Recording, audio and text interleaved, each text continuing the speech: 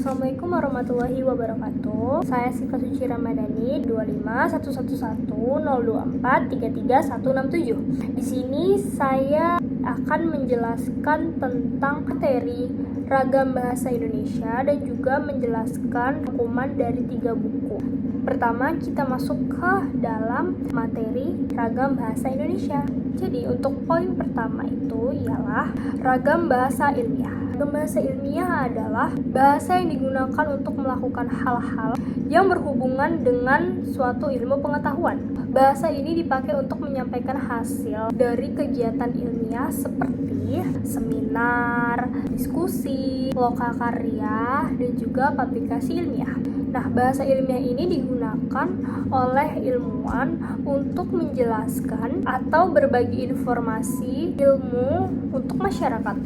Lanjut, poin yang kedua adalah bahasa dalam jurnal ilmiah. Bahasa yang digunakan di dalam jurnal ilmiah itu ialah bahasa ilmiah. Jurnal ilmiah adalah kumpulan tulisan ilmiah yang berisikan hasil dari penelitian atau kajian yang disebut juga sebagai artikel ilmiah. Artikel ilmiah itu adalah tulisan yang lengkap yang menjelaskan hasil dari penelitian atau kajian yang baru maupun yang sudah ada. Poin yang ketiga, kesalahan yang sering terjadi dalam bahasa ilmiah. Poin yang ketiga, kesalahan yang sering terjadi dalam bahasa ilmiah. Biasanya kesalahan-kesalahan itu terletak pada yang pertama adalah pemilihan kata, kedua adalah struktur kalimat, lalu ada struktur paragraf, ejaan dan tanda baca. Keempat, ciri dan sifat bahasa ilmiah. Jadi bahasa ilmiah itu memiliki ciri. Yang pertama, jelas atau mudah dipahami. Kedua, tepat. Dia menggunakan kata sesuai dengan apa yang dimaksud. Ketiga, ada lugas, yaitu langsung inti pembahasan. Keempat, ada formal, yaitu menggunakan bahasa resmi. Lalu, agar jelas dan tepat, penulis itu harus menggunakan kata yang jelas, membuat kalimat yang tidak berlibet-libet, menyusun paragraf sesuai runtun. Lalu, agar lugas itu formal, itu biasanya penulis menggunakan kalimat yang pasif, lalu tidak menggunakan kata yang emosional dan juga tidak menggunakan bahasa yang berlebihan. Masuk ke poin kelima, cara menjaga kelugasan dan keformalan. Nah, dalam bahasa ilmiah, hindarin kata ganti orang pertama seperti kita, kami, dan saya. Jika harus menyebut diri sendiri, gunakan kata penulis, bukan kami. Dan kalau bisa, kata penulis itu digunakan sesedikit mungkin.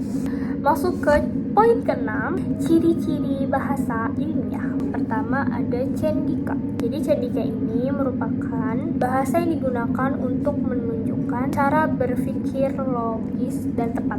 Yang kedua adalah gagasan sebagai pangkal tolak.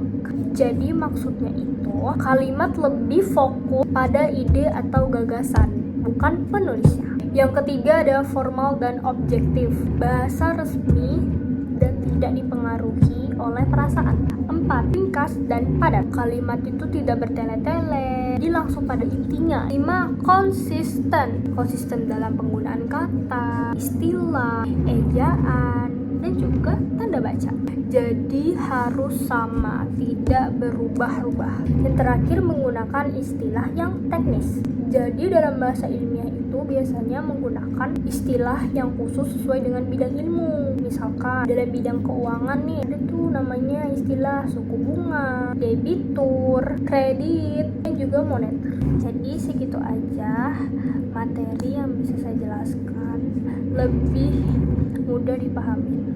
Selanjutnya saya akan membacakan rangkuman dari hasil buku-buku yang sudah saya baca. Jadi untuk buku pertama itu berjudul Eksplorasi Bahasa Indonesia. Dalam bab 1, buku ini membahas tentang laporan hasil observasi. Teks laporan hasil observasi merupakan teks yang berisi suatu hal berdasarkan hasil pengamatan secara mendalam terhadap suatu objek.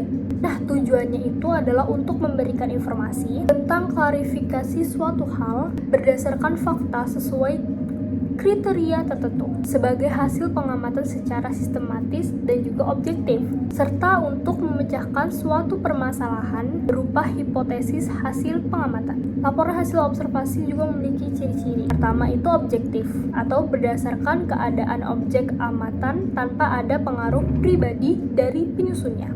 Yang kedua itu faktual, disusun berdasarkan kenyataan lapangan yang dapat dipertanggungjawabkan. Yang ketiga ada sistematis, disusun secara teratur dan runtut. Lalu ada objek atau makhluk hidup dan lainnya yang ada di sekitar lingkungan. Universal, tidak memihak kepada pihak tertentu dan tidak ada bagian penutup dari penulis. Jadi penulis hanya bertindak sebagai pelapor yang melaporkan berdasarkan analisis yang telah dilakukan. Nah, sifat dari teks hasil laporannya itu bersifat informatif, itu berisi informasi, komunikatif, mudah dipahami, dan objektif berdasarkan fakta. Lalu dalam bab ini juga membahas tentang unsur utama pembangunan struktur dari teks laporan hasil observasi, yaitu pernyataan umum, klasifikasi yang merupakan gambaran awal sebagai pembuka mengenai hal yang dilaporkan dan anggota atau aspek yang dilaporkan. Itu bahasa atau rincian tentang objek yang diamati. Terus struktur lainnya ialah definisi umum, berisi tentang pengertian yang dibahas di dalam teks, definisi bagian, berisi ide pokok dan penjelasan rinci. Terus ada juga definisi manfaat, menjelaskan manfaat dari sesuatu yang dilaporkan, dan juga penutup. Laporan hasil observasi dibuat untuk disampaikan kepada orang lain dengan bahasa yang jelas dan mudah dimengerti. Ada beberapa hal yang harus diperhatikan sebelum menyampaikan teks. Yang pertama, materi yang akan disampaikan harus sudah dikuasai.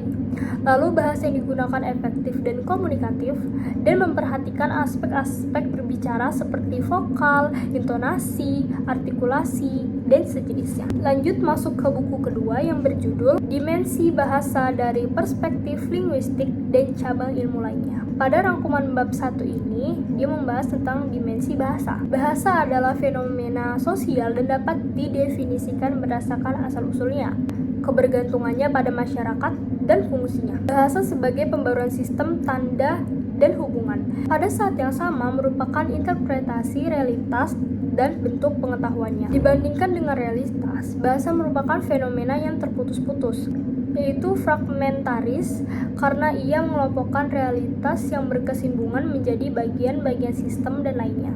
Lalu bahasa juga memiliki fungsi, yaitu fungsi komunikatif, nominatif, kognitif, dan juga kumulatif.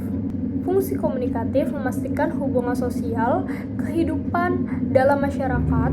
Fungsi kognitif memastikan pemikiran, pengetahuan, dan orientasi di dunia. Fungsi nominatif membantu memberi nama objek dan fenomena fungsi.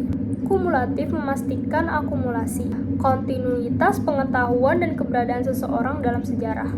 Menurut ahli lain, terdapat fungsi lain yaitu fungsi ekspresif, fungsi puitis, fungsi fatis, fungsi metalingual, fungsi imperatif, indikatif dan interrogatif, fungsi ekspresif, apelatif dan representatif, juga emotif, konotif, dan referensial. Fungsi yang membentuk tindakan komunikatif ialah konstitutif, yaitu fungsi yang menentukan hakikat bahasa secara keseluruhan. Ada juga sublevel, fungsi individu dan unsur penyusunan bahasa, dan epilevel, penggunaan bahasa dalam situasi tertentu. Lanjut, kita masuk ke buku ketiga yang berjudul Bahasa Indonesia dalam Berbagai Perspektif.